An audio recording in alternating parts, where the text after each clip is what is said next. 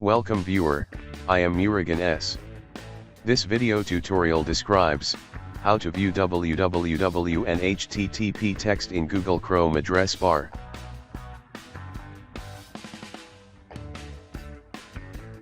www or HTTP not displayed.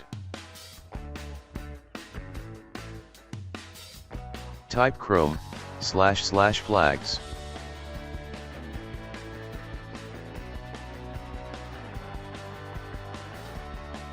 Type subdomain in Chrome flags search.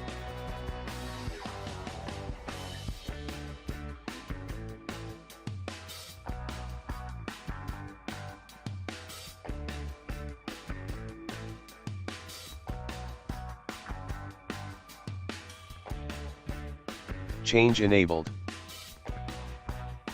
Click relaunch now.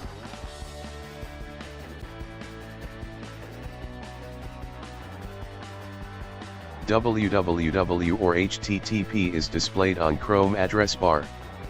I hope this video tutorial helps to you. Please like, share and don't forget to subscribe my channel. Thank you very much. See you next video.